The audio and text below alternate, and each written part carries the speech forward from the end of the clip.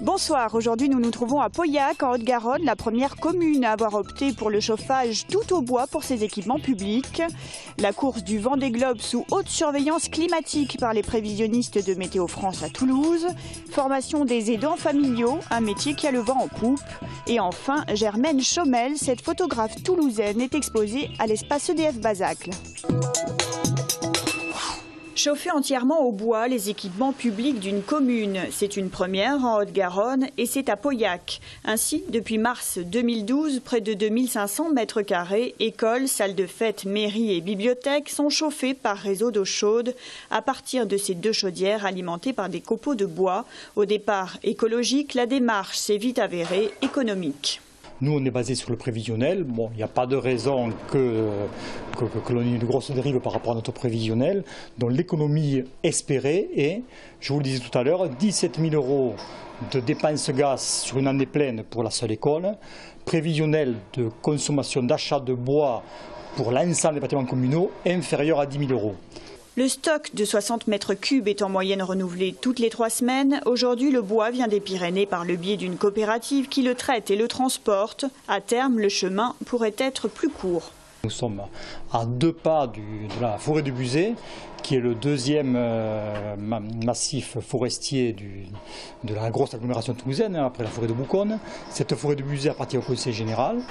Donc à terme, nous sommes en négociation avec les services du Conseil général pour pouvoir utiliser du bois de la forêt de Buzet. Et à ce moment-là, notre bilan carbone sera exemplaire. L'investissement pour la commune est de 260 000 €, donc 90 000 sont pris en charge par le Conseil général. Le temps d'amortissement est estimé à 7 ans.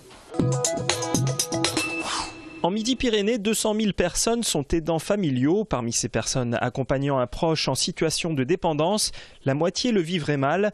Formel, une société installée à la Beige, vient de mettre en place une formation de 4 x 4 jours afin de les aider à mieux gérer l'accompagnement en se préservant du stress. Ces formations sont importantes pour leur apporter tous les outils requis et le suivi de façon à ce qu'ils aient les réponses à leurs questions, qu'ils soient reconnus et valorisés en tant qu'aidants familiaux, qu'ils puissent tirer un domaine d'expertise donc dans leur vie personnelle et aussi dans leur vie professionnelle de cette formation et pouvoir équilibrer leur vie personnelle et professionnelle, c'est-à-dire éviter une moyenne de 16 jours d'absentéisme par mois, donc éviter le stress, le burn-out qui conduisent fatalement à la dépression nerveuse. 10 salariés de l'ATECOR ont déjà bénéficié de cette formation. L'entreprise compte actuellement 80 aidants familiaux sur 1100 salariés. Dans leur environnement professionnel, ils sont plus à l'aise. Ils sont plus à l'aise et leurs managers, leurs responsables nous le disent, qu'ils sont allégés d'une certaine charge personnelle. La formation est éligible au DIF. Pour les personnes non salariées, l'entreprise réfléchit à la création d'une fondation. Jusqu'au 24 novembre, le salon InfoSup se tient au parc des expositions de Toulouse. Ce salon de l'enseignement supérieur est dirigé vers les futurs bacheliers qui veulent continuer leurs études. Plus tard, je ne sais pas trop ce que je veux faire. Je suis dans la compta, donc peut-être me diriger vers un BTS CGO. C'est dans la comptabilité en alternance. Il y a beaucoup de stands sur tous les métiers, à peu près tous les métiers. Et voilà. Toutes les études et les universités. Et les études, c'est pour tout le monde. Cette année, pour la première fois, nous avons intégré la dimension du handicap. Donc nous avons un espace spécifiquement dédié aux handicapés, aux lycéens en situation de handicap, qui s'appelle HandiSup, où un personnel compétent est là pour leur répondre et faire une première approche du salon. InfoSup, c'est 150 exposants jusqu'à dimanche et en plus, c'est gratuit. Les obsèques de notre confrère Christian Boué ont eu lieu cet après-midi en l'église de Saint-Aubin. Ancien directeur de la Croix du Midi et ancien conseiller de la ville de Toulouse, Christian Boué est décédé samedi dernier à l'âge de 83 ans. Un début d'avenir pour les Roms des Berges de Toulouse. Depuis la circulaire interministérielle apparue fin août, un travail entre la préfecture, la mairie et les associations d'aide aux tziganes a été mis en place. Recensement, entretien avec Pôle emploi pour des formations et pour une dizaine d'hommes qui ont le moins de soucis linguistiques et qui cherchent du travail, 10 titres de séjour d'une durée d'1 an ont été accordés. C'est un peu difficile pour trouver du travail. Tu cherches dans quoi? Tout.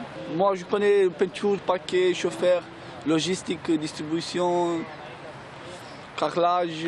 Des conventions avec des bailleurs sociaux ont également été signées avec le CCPS, le comité de coordination pour la promotion et en solidarité avec les Tziganes, qui permettront de débloquer une douzaine d'appartements HLM, un travail encore de longue haleine. Ça se met en place doucement parce qu'il faut effectivement trouver des appartements sans pour autant léser les personnes qui sont en attente depuis très longtemps. Ça c'est très important, on ne va pas déshabiller Pierre pour habiller Paul. Donc le but est néanmoins que toutes les personnes qui sont sur les berges aient un point de débouché, un point de chute et ne restent pas pour l'hiver dans des conditions qui deviennent de plus en plus calamiteuses. Une deuxième vague de titres de séjour doit être encore délivrée au nombre de 10.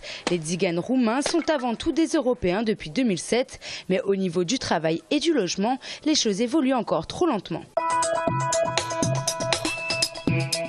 Flash mob de l'UNICEF, place du Capitole cet après-midi. Des dizaines de jeunes d'écoles toulousaines ont dansé à l'occasion de la journée internationale des droits de l'enfant.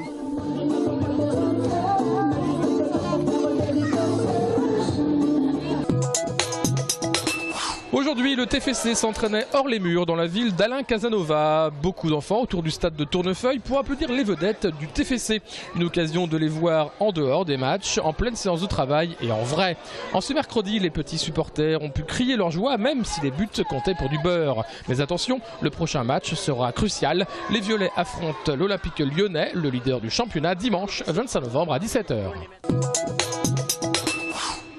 Partis des Sables d'Olonne le 10 novembre dernier, les skippers de la 7e édition du Vendée Globe naviguent pour effectuer un tour du monde sans escale et sans assistance.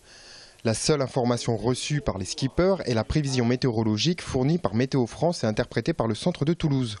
Alors Météo France est responsable de la sécurité au niveau météo, donc chargé de fournir quotidiennement un bulletin de sécurité par zone qui va couvrir l'ensemble de la course du premier au dernier, et ceci sur une prévision sur 48 heures. Après, eux vont chercher des données numériques sur différents sites autorisés par la course, et après ils font tourner leur logiciel de routage pour savoir où ils vont se projeter dans 2 jours, 3 jours, 4 jours pour élaborer leur stratégie.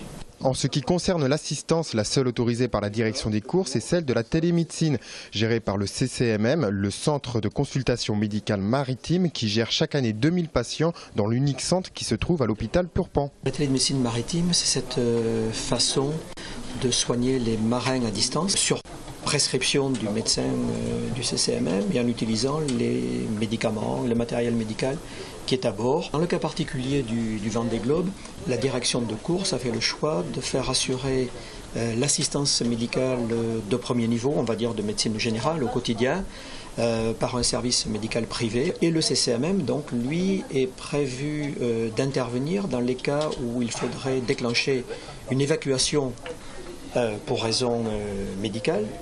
Les skippers sont en train de passer le symbolique poteau noir et aucun incident majeur n'a été relevé par le Centre de consultation médicale maritime.